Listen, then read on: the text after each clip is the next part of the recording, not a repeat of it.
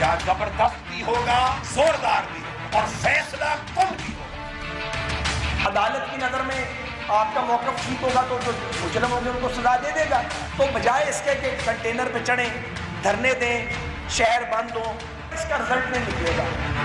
TI और Pakistan peoples party दाएं बाएं बैठे हुए बिठा दिखा दूंगा। पीटीआई हो या पीपल्स पार्टी हो, क्या वो जिस तने पे बैठे हुए हैं क्या उसे खुद ही काट रहे हैं? वो कादरी साहब को मुश्तिल करके क्या निकालना चाहते हैं?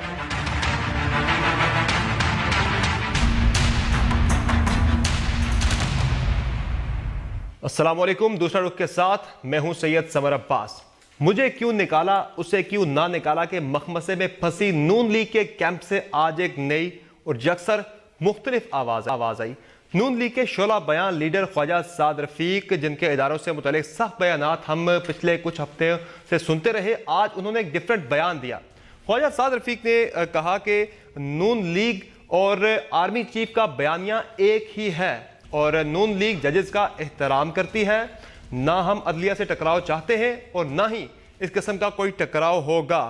क्या ये नून लीग की पॉलिसी या बयानिए में तब्दीली का इशारा है और क्या इसकी वजह यह है कि इदारों से मुतल्लिक नर्म पॉलिसी रखने वाले शहबाज शरीफ को बतौर वज़ीर-ए-आज़म मियां मोहम्मद नवाज शरीफ ने कुछ रोज़ पहले ही नामजद किया है। और आज के शो में हम ये भी बात करेंगे दूसरी तरफ जो सफ़बंदियाँ हो रही हैं डॉक्टर ताहिरुल कादरी साहब की सरबराही में, और इससे पहले जरदारी साहब उनके साथ मुलाकात कर चुके हैं लाहौर में, और अब परसों यानी मंगल के रोज़ इमरान खान साहब भी मुलाकात करने के लिए जा रहे हैं कादरी साहब से। क्या अब जो एक मुमकिन एहतजाज की कॉल दे रखी है डॉक्टर ताहिरुल कादरी साहब ने, क्या उसकी हतमी प्लानिंग होने जा रही है?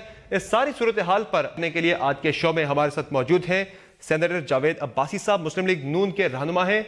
हमारे साथ मौजूद हैं नैयर बुखारी साहब, सेक्रेटरी जनरल हैं पाकिस्तान पीपल्स पार्टी के, जबकि हमारे साथ अली मोहम्मद खान साहब भी मौजूद होंगे, रुकन कौमी असम्बली है पाकिस्तान तहरीक इंसाफ के। सबसे पहले हम आपको सुनवाएंगे कि ख्वाजा साद रफीक साहब ने आज क्या अहम बातें की, उसके बाद गुफ्तगू का आगाज करेंगे। अगले दिन पाकिस्तानी फौज के सिपाह सालार ने सेनेट में खिताब किया, बहुत बड़ा वाकया है। उनका बयानिया वही है जो बयानिया हम सबका बयानिया है, उनके हमारे नैरेटिव में कोई फर्क नहीं है। ये बहुत हौसला अफजाई की बात है। जी भाई साहब, आपने सुना कि नून लीग का और आर्मी चीफ का बयानिया एक ही है, तो फिर मियां नवाज शरीफ साहब का बयानिया मुख्तलिफ क्यों है? और इसके अलावा जो बात की आज ख्वाजा साद रफीक साहब ने कि जजेस का एहतराम करते हैं, किसी किस्म का टकराव अदलिया के साथ नहीं होगा, ना ही नून लीग ऐसी कोई पॉलिसी है, ना वो चाहती है ऐसा कुछ, तो फिर मियां साहब किसके खिलाफ तहरीक चलाने की बात कर रहे हैं? जो अदलिया मुखालिफ तहरीक की बात कर रहे थे वो। बिस्मिल्लाहिर्रहमानिर्रहीम, बहुत शुक्रिया। बिल्कुल जो साद रफीक साहब ने बात कही है, जो अभी आपने वो उनका सुनाया भी हमें, ये बिल्कुल वही बात है जो हमेशा से हम कहते थे। और उन्होंने ये नहीं कहा कि हमारी पार्टी का, उन्होंने कहा कि सारी, उनकी जो बात का मतलब था कि सारी सियासी अकीदा रखने वाली जमातों का एक ही नारा है और नारा होना चाहिए कि इस मुल्क में जमहूरियत होनी चाहिए, इस मुल्क में आइन की बालादस्ती होनी चाहिए, इसमें हम सबको मिलकर इस मुल्क की खिदमत करना चाहिए और जो बड़े सख्त मसाइल हैं उनका हल तलाश करना चाहिए। यकीनन जो उन्होंने हवाला दिया आर्मी चीफ साहब के हवाले से, वो बिल्कुल ऐसी बात है।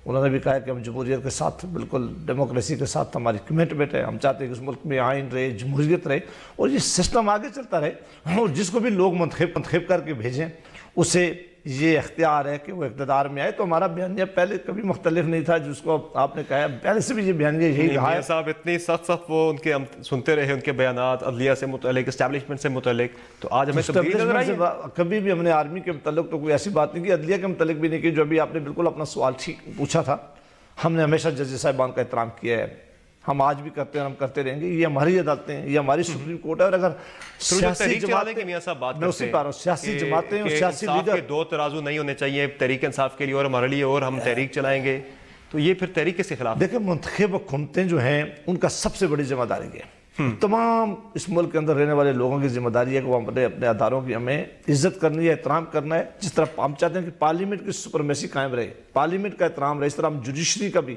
और इसी तरह एग्जीक्यूटिव के जो कानून को भी मानना चाहिए।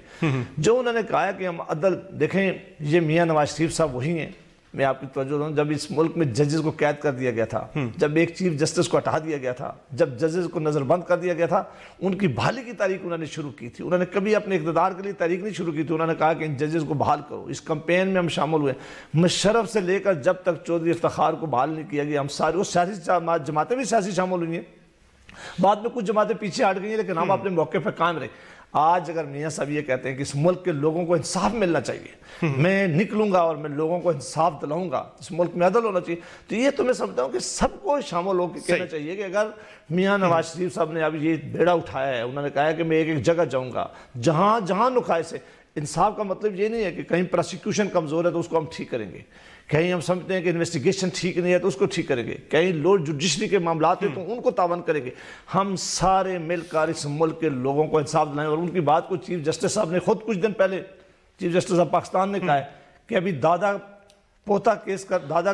केस करता तो पोते तक उसका फैसला नहीं हो जाता, तो अब ये हमें इंसाफ दिलाने के लिए निकलना है। उन्होंने कहा तो ये जब आप अपनी सियासी लड़ाइयां ले जाएंगे सुप्रीम कोर्ट के अंदर, फिर तो ये छोटे छोटे जो मसाइल हैं वो हल नहीं हो पाएंगे। हम इशारा दिया था, हम नहीं ले जाना चाहते थे चीफ जस्टिस साहब ने कि जो सियासी लड़ाइयां हम उनके फैसले करें, सेटल डाउन करें, इसलिए आम केसेस मुतासर हो रहे हैं। देखिए आप जानते हैं और समर अब्बास आप बहुत सारे इनको जाते रहे और इनको आप देखते रहे, सुप्रीम कोर्ट ऑफ पाकिस्तान में जब भी कोई केस जाता है, ये सुप्रीम कोर्ट ऑफ पाकिस्तान फैसला करती है कि ये मेंटेनेबल है, हमें सुनना या नहीं चाहिए। अगर कोई ऐसा सियासी केस है जो वो समझते हैं कि हमें नहीं सुनना चाहिए, ये सियासी केस सियासी मैदानों में हल होने चाहिए, ये पार्लियामेंट बराबर इसमें हिस्सा डाला। बुखारी साहब सुप्रीम कोर्ट को है, वो खुद कह देंगे आइंदा में हम इस तरह के केस नहीं लेके जाएंगे तो फिर वो सुप्रीम कोर्ट सुनेंगे तो फिर वो समझेंगे कि जायज है। बुखारी साहब ये तो फिर अच्छा शगुन है। नून लीग की तरफ से आज जो बयानिया सामने आया है कि नून लीग का और आर्मी चीफ का बयानिया एक है, और ये भी आज नून लीग ने वादे किया कि वो अदलिया के साथ किसी किस्म का टकराव नहीं चाहते। आपकी जमात को काफी ज्यादा तशवीश थी इस सिलसिले में कि नून लीग और बिलखुसूस मियां मोहम्मद नवाज शरीफ साहब इदारों के साथ टकराव चाहते, तो फिर ये तशवीश आज खत्म हो जानी चाहिए फिर। जी बुखारी साहब। हेलो जी जी जी जी बुखारी साहब, आप मुझसे मुखातिब हैं? जी जी बुखारी साहब आपसे मुखातिब हूँ। जी जी जी समर, शुक्रिया आपका। और मैंने जावेद अब्बासी साहब की भी गुफ्तगू सुनी और जो बयान साद रफ़ीक साहब का भी आपने सुनवाया। ये अच्छी बात है कि साद रफ़ीक साहब अब लोहे के चने नहीं रहे और उनकी गुफ्तगू में ये नरमी आ गई और उन्होंने कहा हम अदलिया से टकराव नहीं चाहते। अदलिया से टकराव ना कोई फ़र्द कर सकता है, ना करना चाहिए, ना कोई जमात कर सकती है, ना उसे करनी चाहिए।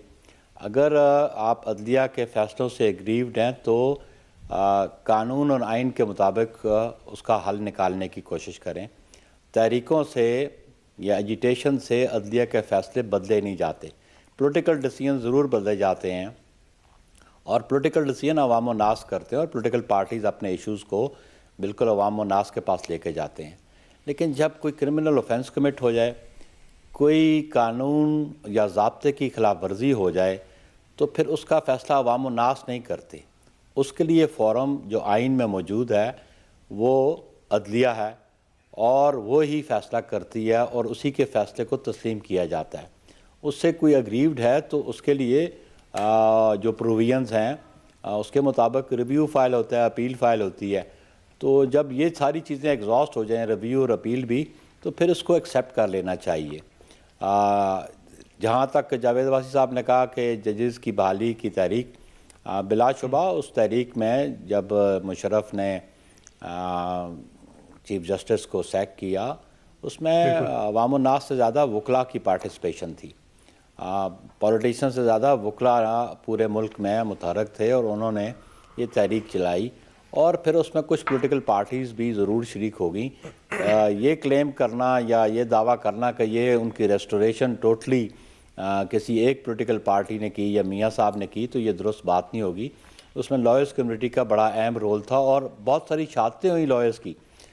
12 मई का जो लेकिन बुखारी साहब जो अब्बासी साहब कह रहे हैं कि सुप्रीम कोर्ट को सियासी केसेस नहीं लेने चाहिए, आम केसेस मुतासिर होते हैं। मैं इस राय से इत्तेफाक करते हैं। बात मैंने इसीलिए आगाज में कहा कि सियासी केसेस जो हैं, सियासत तो अवाम और नास के सामने रखनी चाहिए, लेकिन मैंने पहले भी कहा, मैं फिर दोहराता हूँ, जब किसी आइनी शिक की खिलाफ वर्जी हो, जब किसी ज़ाब्ते की खिलाफ वर्जी हो, तो फिर उसका फ़ैसला अवाम नास नहीं करते।